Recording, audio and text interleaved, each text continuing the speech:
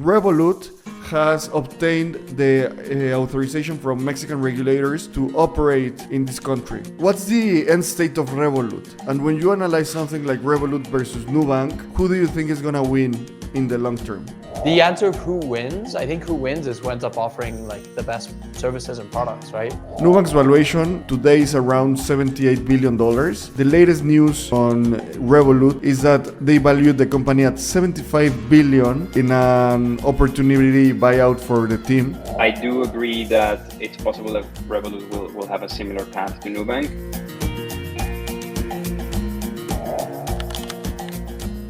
Hello everybody, welcome to another episode of Frontera, the podcast where we analyze what's happening in crypto, in frontier markets. I'm Mab, co-founder and CEO of Bando. I'm with my great friends, Kush, founder of Odisea, and Simon, leading growth at Alliance.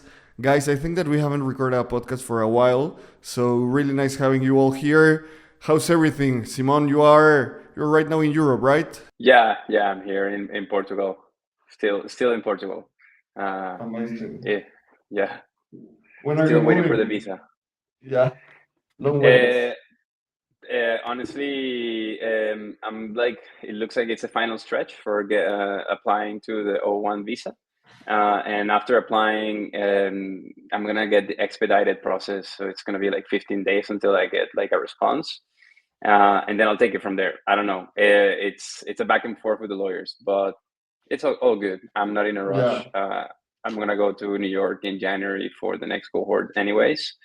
And if I cannot make it, like to move fully in January, I'll just wait a little bit longer, and it should be fine. Cool, amazing. Kush, you were having some holidays. You're fully charged now, or what's the deal? Back and loaded. Yeah, I took holidays for the first time in like 3 years, which was amazing.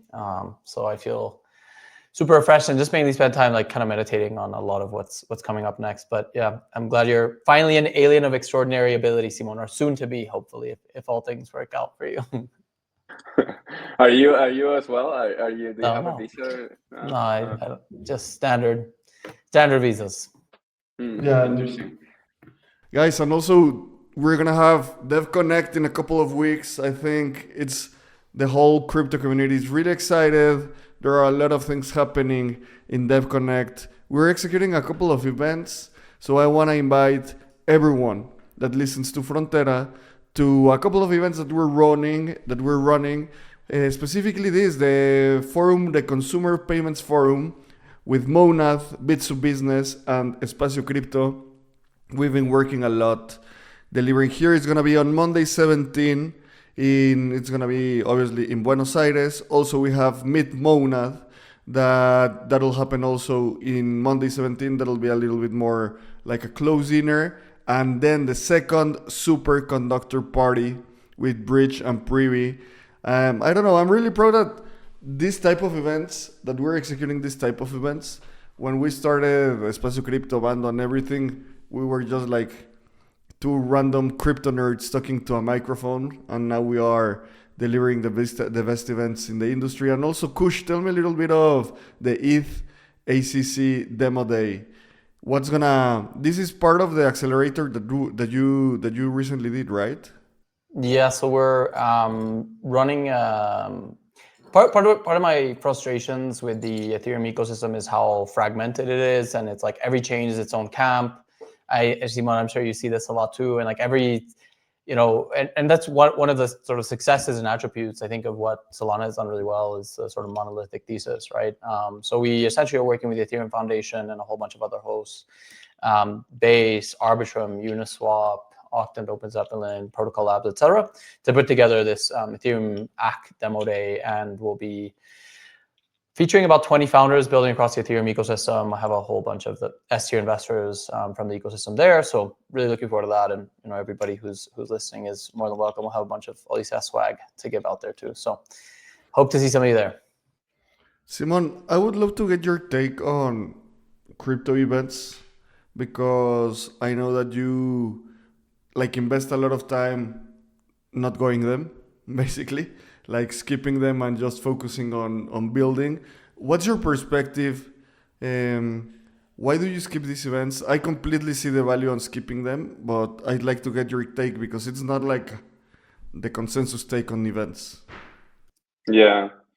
Look, I think it really depends on like who is who you're talking to. In my case, I am lucky that I can do my work without going to these events. I feel like if you're a founder building a B2B business, it might make sense to go to a lot of these events where you're potentially acquiring customers. That's potentially the highest value scenario or use case. The second highest value, depending on the conference or the event, might be fundraising or investor relationships. For a lot of founders, even in the seed round or pre-seed round, you can meet VCs in person, and that's very valuable compared to like meeting them online. And a lot of the times, some VCs do go to these events, and basically you can just kind of like book all these meetings. But specifically when you're raising a Series A or Series B, and you've already met a lot of VCs online or in person, it's really good to have these kind of like coffee meetings and this like, just keep the relationships going. So for the CEOs, for companies that are in the growth stage, picking the right investor focused conferences might be a good strategy. But again, you have to have a goal. You have to have a reason to go to this, because if you're just going for the vibes, I think it's ridiculous. We have too many conferences and too many events. A lot of the times they're segmented by chain. A lot of the times they are executed by different media companies. And so, yeah, you can waste a lot of time. And when you're in these things, like it's really hard to just like sit down on your computer and like have deep work time. So yeah, a little bit of long of an answer, but what I'm trying to say here is like for most people, like you don't need to go to events and conferences. If you're a startup, you're a founder and you're building, it's a waste of time most of the times. Yeah. Yeah, lately I've been thinking a lot about that because every time that I go to an event, most of the times I say like, damn, I don't want to come to this anymore. But afterwards, some really valuable things happen, and you need to be there as a founder in the growth stage that Bando is right now. But the problem is that, as you said, and there are so many side events, there are so many crappy side events that it's really hard to get the signal in the noise. And something that it's also I'm really critical about is that a lot of these events are also for the community, just to hang. So if you want to be a builder, like really focused and locked in, maybe the best thing is to avoid this. And my final note is that when I started in crypto in 2016, going to these events was like going to Disney, right? It was exciting, like the leaders were there. And I think that in the next years, there's going to be one event that I go as a fan, like vacations, like just go listen to the conferences. Obviously, I cannot do that right now, and that's not the play. But I don't know you guys, but I still enjoy like nerding around the next technology thing. But the thing is, what you said, you need to be really intentional. If you go with that vibe and you want to do fundraising, you're gonna be wasting your time basically. So let's start with the news happening in frontier markets. This is something that's been getting a lot of noise lately, specifically in Mexico, is that Revolut has obtained the authorization from Mexican regulators to operate in this country. Revolut has been trying to do this for at least 2 years. They hired a CEO that's coming from big fintechs in Latin America, and now they're able to operate in Mexico. And there's a lot of buzz around because, as we know, Nubank is the biggest fintech player in Brazil, Mexico, and Colombia. So a lot of people are just, I don't know, they're scared maybe that Revolut is coming with this huge product. They can do a bunch of things. They have a big team. They have more than 100 people right now in Mexico working full time. And the deployment that they do, it's really impressive. Like a team of more than 100 people with no operations, no customers. They're investing hundreds of millions of dollars. And we talk about this because I think that globally Revolut is one of the biggest fintech players that has been delving down in crypto. And Mexico is a really complex market because of regulation. And I just love to get your takes, starting with you, Kush. What's the end state of Revolut? And when you analyze something like Revolut versus Nubank, who do you think is going to win in the long term? So interestingly, Nubank just became the most valuable company in Brazil. They've surpassed Petrobras, which was previously the most valuable company by just a few $billion. But I don't know if you guys have ever used Revolut. I've used it, and I actually recently just closed my account down. But before that, I think it's an amazing product. Like, I actually think Revolut is next level, right? The Ultra is not a Revolut shill, not sponsored by them, but the Ultra account gives you access to The Economist and all these other like great news sources, lounge passes, health insurance, travel insurance, all for a single subscription, free international money transfers. So I think for increasingly as the world becomes globalized, Revolut's, I never used their crypto features because it was all custodial within their own sort of systems and so forth. But everything outside of that, just like as a global banking and finance platform, I think is amazing. It's actually curiously, I've now met two people very serendipitously that are working for Revolut, both in Colombia and Mexico, that I think they're clearly going very aggressively into the region. The answer of who wins, I think who wins is who ends up offering like the best services and products, right?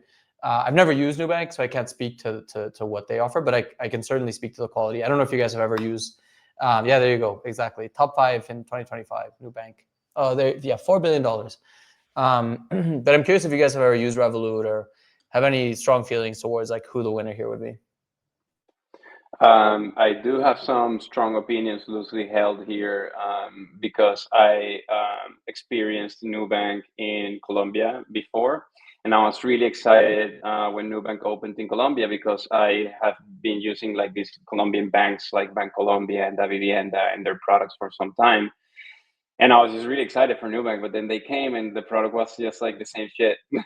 It was just the same thing. And credit to Nubank, like I guess they were subject to some regulations that limit their product in some ways compared to what they had in Brazil.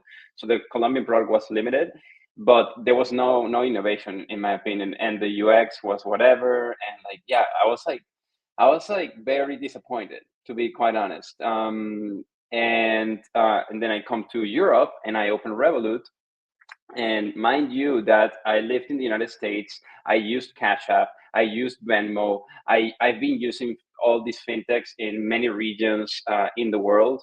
I lived in Asia for some time as well. Obviously, I haven't experienced WeChat and the Chinese apps, which I think are the OG best like financial products by far, but they're in Chinese and I haven't really experienced this. I'm actually going to go to China soon and I want to really like dive deeper into that. But let me tell you, Revolut, and I did try other fintechs here in like N26 is another fintech that is out of Germany, and another one called Munak. I forgot the other name here. I tried as soon as I got to Europe. I tried a couple of other fintechs, and Revolut is like 10x better. Just to give you an idea of like why they're better, it's not only that they have like all these crypto features, but like their analytics on like your expenses are insane. You can set up DCAs for stocks. You can set up limit orders for stocks. You can set up these things for crypto, and they use Fireblocks. So even though it's custodial, they like Revolut itself is doing it self-custodially through Fireblocks, which gives me more safety than if they were using like, I don't know, any other product like Coinbase Custody or Binance or whatever. They're actually custodying the funds themselves using Fireblocks, which is a great technology. So I even have a little bit of crypto just in Revolut just to play around. But analytics are insane. like expenses and like all the features around your expenses and like groupings and like the rules. You can set up a bunch of rules. So if you really want to get like deeper into like your banking, like it's really, like just way better than anything else. You have a splitwise feature, like if all of your friends, you're traveling or you're going for dinner, you can split the bill in a Yeah. much better way. Like it has like all of these products into one, and it just works. It never fails. Like when I'm traveling and I have the Ultra, I go and rent a car. I have insurance, like full on insurance with like all of these Amex. Like it has like Amex style features as Yeah, it well. has that vibe. Dude, I use Revolut the same, and I completely agree. I don't know, the three of us, you haven't, Kush, I don't remember, have you used it or not? Revolut? Yeah. Yeah, it's like it was. I just closed my account down. But yeah, it was like my go-to banking app for super Yeah, long. me In fact, too. I'm now like in the need for a new It's yeah. I won't get into A minutia. couple, But just one thing I did really want to double click on this is like the difference between Rappi and Uber Eats. From the user experience of Rappi, like kills me. super It's crappy. so bad. It's so bad, right? I've never used Nubank, but like that's like, so who wins is whoever has the best product. And I think that Revolut has an incredible product. So I find it hard to believe that they wouldn't absolutely crush it in the market. Yeah, yeah, absolutely. I also, when I lived in Spain, Revolut was my go-to banking app. My wife needed to go to a bank because of, I don't know, bureaucracy. And I was so sad for her because I just downloaded Revolut and it was amazing. And guys, I want to compare a couple of numbers between Revolut and Nubank. And also, I want to say a couple of anecdotal stuff. That I'm surrounded by a lot of builders from different companies and things that people say in the market that maybe you do not read in the news. So the first thing is, we did this newsletter in Frontera a couple of weeks ago. What if we run Nubank's crypto team? We analyzed that they just hired someone coming from Coinbase. They are delving a lot more into crypto as any big fintech. So I recommend anyone listening go read that. And let's compare between Revolut and Nubank. Nubank's valuation today is around $78 billion. The latest news on Revolut is that they valued the company at $75 billion in an opportunity buyout for the team. So it's a bonanza era for people that have been working for Revolut for a long time. And it's just amazing that in 2025 there can be a $25 billion private company VC backed. That's just insane. This makes, I don't know, this could make Revolut larger than Stripe. They're not a public company, but they might go public this year. And analyzing this, so valuation of 28 billion in Nubank, valuation of 75 billion for Revolut. Basically, they are head to head. A couple of things that I wanna tell you guys. One of the best building in Latin America that worked at Revolut, I won't say his name. One day I was talking with him and he told me, I think that Nubank is the best fintech product in the world. And reading between lines, that I think that wasn't his take. Maybe that was some conversations held in Revolut. That's how they see Nubank. That's my interpretation because, he can't use Nubank because of his nationality, and he's not living in Latin America. But that was really interesting for me. The second thing that I want to tell you is I've been talking to a lot of people in the fintech ecosystem in Mexico, and there are a lot of comments that Nubank is not having a great moment doing localization of their product. Because basically they just cracked Brazil. More than 60% of Brazilians use Nubank. They are the largest company in the country. But when they try to localize the product, they try to force like different features that don't make sense locally. And that's why maybe your experience in Colombia was crappy, Simon. And I think that that's a big problem of any big tech company. Either you have like a one type of experience, like that cannot be extrapolated to the financial ecosystem, something like a social media, or you need to do like super localization. And the way that you do super localization is building local teams and doing a lot of local regulation. So when I think about Revolut, I think that the thing that they've been doing great is that they can have really similar experiences all across Europe. I don't know when they land in Mexico if I'm gonna download it, I'm gonna use it. I needed to close my account because I left Spain and I was super sad. It was the best financial product I've ever used, but I'm worried that the experience in Mexico is crappy because of this. If Nubank had this challenge, I'm not sure that Revolut can solve it in a different way. And if they can, then it's a big red flag for Nubank because I think that they're gonna steal a lot of their customers.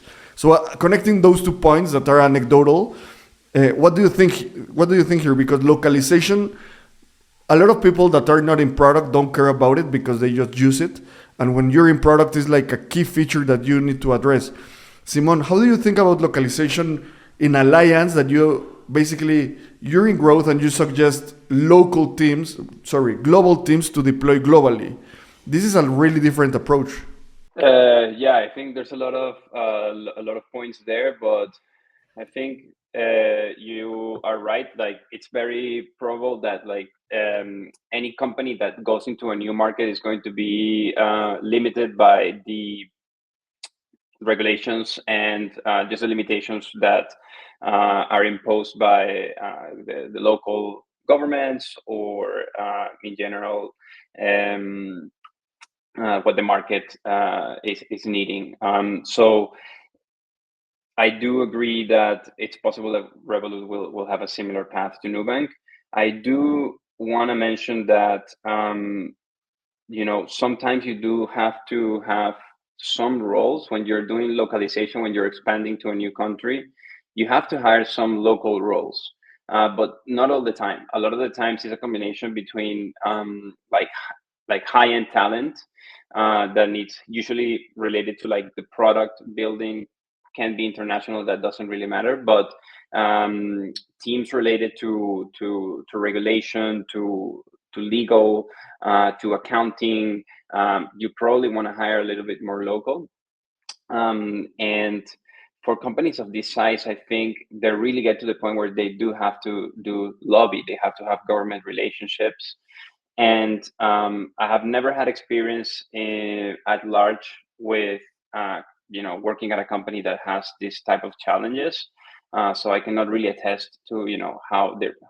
I cannot make a great prediction here, but what I do know is that the founder of Revolut is famous for being like crazy, right? It's one of those crazy founders, and I think he's undervalued in the kind of, I guess, like global sphere. Like you hear more, people talking about like Robinhood and like the Stripe founders and everybody in the US, but like apparently like this guy is like a fucking genius, like the guy who started Revolut, and he's like crazy, like a Steve Jobs type of guy.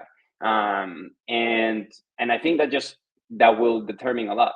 I don't know if the founders of Nubank still have that like in them, I don't know if they have delegated and they're like, in board seats. So I think it'll be like founder mode versus non-founder mode. I think that's my take. Yeah, I think just to add on to 2 items. So 1 building on top of the founder, he's notorious also, like the Revolut culture is super toxic, super intense, like all work, no play. Those are the teams that win. Those are the teams, especially in this like hyper competitive, like neobank landscape, like that's who wins, right? So I don't know much about Nubank's work culture, but I do know that about Revolut. And the fact that I know that about Revolut's culture and not about Nubank's culture says a lot. And again, I think the Revolut like UX with regards to localization just wins. Like the UX doesn't change if you're in Colombia or if you're in, or the UI specifically. Maybe like some insurance modules will change or whatever, but like I think the bulk of what I love about the app is how beautiful it is, and then I think all the add-on benefits, which I don't think will be incredibly hard to translate over. I hope not. Yeah, come to Guatemala soon, Revolut, please. Yeah, just to understand the size of the operation that they are having in Mexico. Right now they have 37 open positions in Mexico. 37 people for a startup today that you can do marvelous things with if you have several engineers about them. Guys, so let's discuss stablecoins. This part about Fintech, Revolut, Nubank in Mexico is really exciting. I'll keep you posted. I'll also keep going out and listening to interesting insights like the ones that I shared. So a couple of news, I'm gonna go through them really fast, and then I'm gonna converge in something important for frontier markets. So there are rumors in the street that Mastercard is acquiring Zero Hash for $2 billion and that they are in a bidding war with Coinbase. Looks like we are in a stablecoin acquisition era, kicked off by Bridge and Stripe, and now Mastercard. At the same time, Western Union. I really like this headline of the Wall Street Journal, because I generally think that all headlines are crappy, and this one you just need to analyze the narrative that they want to push through. But they say Western Union, early telegraph pioneer, joins the crypto arm race. So many sound bites there. Crypto arms race, it's a term that it's really interesting. So the traditional media is seeing crypto as a thing that companies should race at, and that's definitely pushed by the Genius Act and all the regulation narrative. And also mentioning early telegraph pioneer, I think is something of American exceptionalism, saying like we've been evolving from telegraphs to stablecoins. So yeah, they're launching USD PT on Solana, specifically on Solana. Kudos to the Solana team and their BD team again. And also Visa starts supporting stablecoins on 4 blockchains. These are Stellar, Ethereum, I just read it, Stellar, Solana, Ethereum, and Avalanche. And they are supporting USDC, USD, EuroC, PayPal USD, and USDG. So lately I've been talking with a lot of fintechs trying to implement stablecoins and talking about specifically regulation across the world. And I don't know if you remember that a couple of weeks ago, the Bitso team, or the Bitso leadership team, Daniel Vogel and people from the regulatory side, went to the White House. You remember this? And they posted like this big American flag. And then I've been understanding a lot more about their approach. And they posted a couple of weeks ago this interview with Bloomberg Online. And there's a really interesting take here, because all of the past news that I said were about American stablecoins in America. And one thing that Daniel Vogel, the CEO of Bitso, says is that he believes, and whenever Bitso says something, is like really thought of. It's not just like a random founder commenting stuff.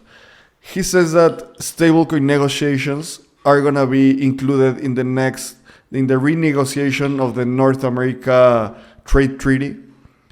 So our thesis, Kush, the thing that we've been talking and writing essays about of how stablecoins are the best way to export American debt, it's working out. Because if stablecoins are like geopolitical negotiations now, we're in a moment where these things are going to go parabolic. And as a crypto person, that's exciting. And a lot of the traditional, or let's call American crypto media, are like, yeah, let's fucking go stablecoins. But I don't think anyone's covering like us the critical elements of how stablecoins could be risky for other parts of the world. So this week we have Western Union, Visa, Mastercard, and at the same time, regulators deep diving even more in America. And I think that now we're entering the next phase of stablecoins, that is the export phase. Like when Americans start lobbying other countries to deploy regulation to help them export their debt basically with stablecoins. Simon, I would love to hear a lot of what are you seeing on these are like these companies have 3 years, 4 years, 8 years, 9 years maybe, and now they're being acquired. And you are like in the front end of the things that are being built in stablecoins right now in Alliance. How do you see like all this environment? You've been really public, Alliance has been really public that the last cohort was the most stablecoin heavy cohort. What are the most exciting things for the next 3 to 5 years of things that builders are deploying today in stablecoins? Yeah, I think honestly, like stablecoins, like at least for people who are insiders in crypto, I would imagine for you guys and for me, have been kind of like an obvious play for some time. But it's become a little bit more consensus now, right? That's basically the main difference. And what I mean consensus is that, you know, institutional adoption, regulations have basically made it so that like big players want to play the game, and then, you know, the prediction of, you know, stablecoins will be big that we had since, I don't know, Circle started, and, you know, USDT and Tether, like, it's becoming true. That's just like the reality of it. Companies like Zero Hash being acquired, I think the companies that are being acquired are companies that like were obviously going to be acquired. Like this, there are not that many companies in the stablecoin space that were, you know, from the 2017 era, that you know, have great products, and I think a lot of them have been, you know, are in conversations to be acquired or will be acquired. So I think we will potentially see a little bit more, you know, acquisitions of this size, but it's possible that like we will see like smaller size acquisitions of companies that have started recently in the past couple of years, and that get, you know, big enough to be 200, 500, maybe maximum a $1 billion acquisition. We'll probably see more of that. In terms of stable coins, I feel like the sort of products that need to be built and the sort of infrastructure is not that exciting. It's not that like creative. It's just basically trying to like, you know, copy paste existing financial rails and try to recreate everything on chain, which will obviously, you know, give provide a better user experience once we're like in these new financial rails, and will enable a lot of new different like use cases because of these financial rails later on. But I don't necessarily think that's going to be directly related to like stable coins per se. I think a lot of these different innovations are going in tandem, like, you know, RWAs, going on chain, stablecoin adoption, and then, you know, when all of these things merge in the future, there's going to be a lot of opportunities. I think the two biggest things in crypto at the moment are stablecoins and continue to be products, like consumer products that can be traded. My take, just to finalize the train of thought here, is that the most exciting thing, in my opinion, is the fact that we can now, we're very close, and we have already some examples of teams that are building products where the end user doesn't know that they're using crypto or that it's on chain. And we recently founded a company doing this at Alliance, that they're building like a decentralized Reddit where people can post anonymously, and the company is using zero knowledge proofs and CKTLS for some of these things. They're distributing payouts and micropayments using stablecoins, but people can actually see that as a dollar account, and they can off ramp directly to a bank account. There's a lot of like, you know, on and off ramps directly connected to the normal financial system, and they're basically achieving something that wasn't been done before, that was like rewarding content creators and content based on actual engagement, and not based on who you are, but based on the content itself. And they're just starting, but now they already. Last numbers I heard that they were having like almost 200,000 monthly active users, which is much bigger than Farcaster, just to give an idea. And they have effectively become the biggest crypto consumer app, and nobody knows about them because they're not crypto. And so that's what's exciting to me. Yeah, like the abstraction of crypto. I think it's what I'm excited about. Yeah, I see a big opportunity there because in this big trend of fintech 2.0 evolving to fintech 3.0, we need to talk about that eventually. But there are two ways to approach this problem: accelerating the adoption of fintech 3.0, things like El Dorado, Meru, Confio, Cast, Felix, all of them, or helping traditional fintech companies evolve. What's the right approach? I'm not sure, because fintech companies today have the regulation and have millions of users. And new companies need to be super aggressive and grow a lot. So yeah, I'd love to explore that take eventually in more detail, Simon. And Kush, talking about what I was discussing of stablecoins regulation, the export era, I just sent the Joker a message in our Slack saying like that should be a next essay in Frontera. It's gonna be titled, this is what I wrote, Stablecoins enter their next chapter, the export era. So now Americans can have stablecoins. The next phase is exporting them, lobbying different governments to accept stablecoins. This is something that you and I've been discussing for, I don't know, hours and hours and hours, Spitfire talks, calls, WhatsApp calls. How are we having our tinfoil hat here? Is that a conspiracy theory? Do you see that is like a real thing happening? What's this next phase of the export era for stablecoins?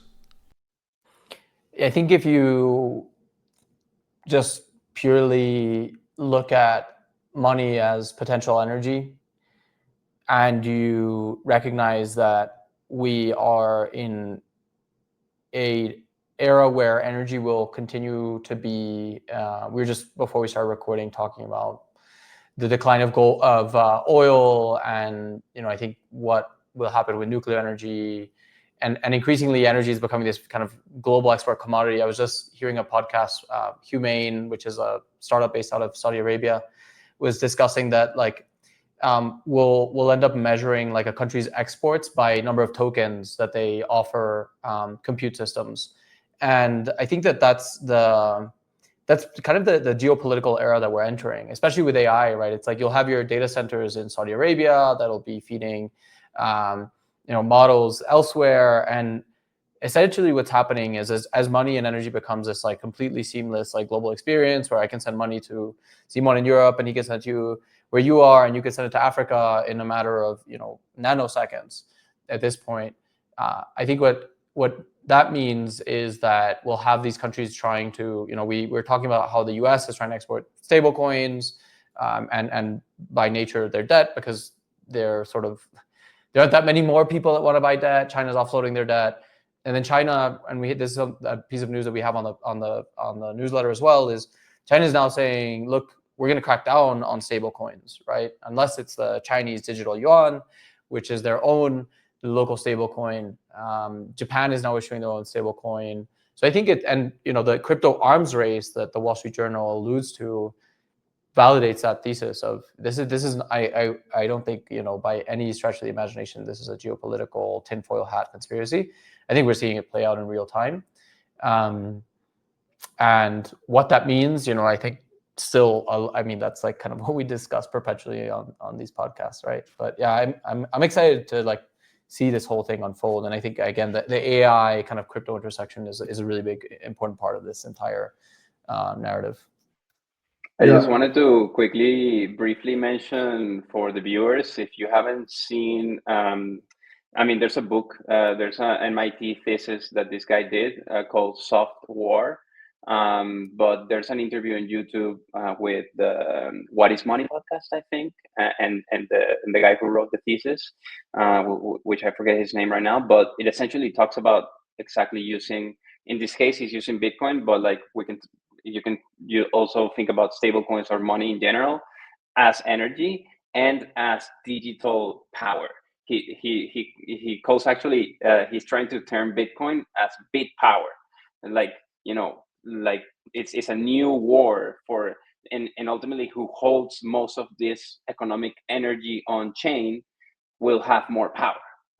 That's why like his theory, and like I'm butchering it a lot because it's obviously complex, but I agree. It's a cool thesis. I don't know if it's like truth, but I love that. That's like partly where this idea comes from as well, is the soft power thesis that he wrote for his doctorate at MIT. Yeah.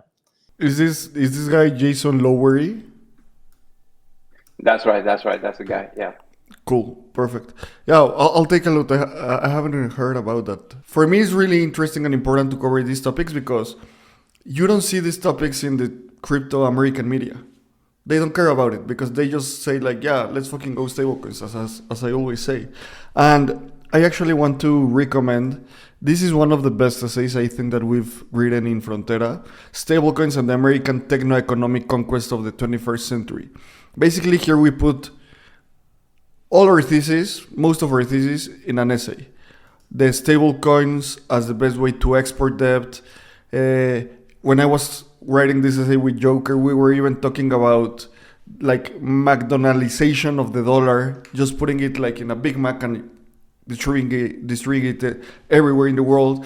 I think that's unfolding, and we're seeing these soft measures in 1 year, in 12 to 18 months. I think that we're gonna see some country being public about how negotiations with the US went really better when they talked about stablecoins, and that's a really interesting thing. Like I think that this is a great time to build in crypto, in stablecoins. And guys, thank you again for another great episode. I really wish to record a IRL episode. I think that that'll happen most probably in New York next year at some point. And thank you again for another great episode. See you around. Follow Simon in X, Simon Bills. Follow Kush, 0x Kush, and follow me, Abraham CR. We're building a lot of exciting stuff. See you next week, and thank you. Thank you, guys. Ciao.